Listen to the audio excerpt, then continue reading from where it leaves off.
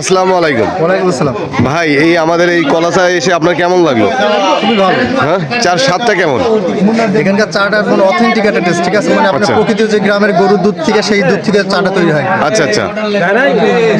তো আপনার এই চাটা আসলে কি ধরনের টেস্ট পাচ্ছেন আপনি? আমি এর আগেও অন্য যেসব জায়গায় চা খাইছি, কিন্তু এর মতো যে পিওর একটা টেস্ট আমি সেই টেস্টটা আমি অন্য কোথাও পাইনি, এখানে যা পাচ্ছি। তাহলে আসলে অসাধারণ চা না?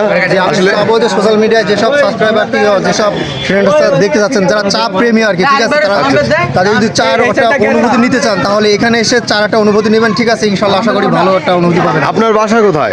আমার বাসা হয় চুয়াডাঙ্গা জেলা। চুয়াডাঙ্গা। আপনি সেই সুদূর চুয়াডাঙ্গা থেকে আমি এখানে আসছি জীবননগর আসছেন শুধু চায়ের উদ্দেশ্যে? এই জীবননগর বাঁকাতে, তাই তো? জি। আচ্ছা, আমাদের সব মেলায় আপনি আমাদের সাবস্ক্রাইবারের জন্য কি বলতে চান?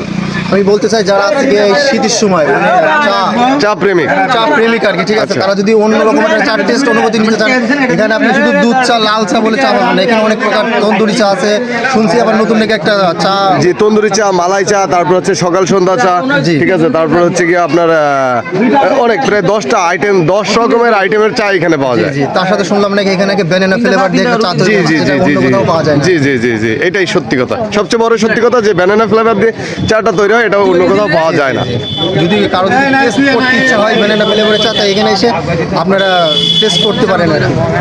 আর তাছাড়া যে বাইরে যে গ্রামের দোকানে যে পরিবেশটা মনে হচ্ছে একদম একটা অথেন্টিক একটা পরিবেশ, ঠিক আছে, মনে হচ্ছে চার দোকানে অন্যরকম একটা ফিল এখানে অনুভব করা যাবে আর কি। আচ্ছা আচ্ছা, ঠিক আছে, ধন্যবাদ ভাই। ধন্যবাদ। তাহলে অবশ্যই আসবেন, মাঝে মাঝে এসে আমাদের এখানে এসে চা খেয়ে যাবেন। ওকে, ধন্যবাদ। ওকে।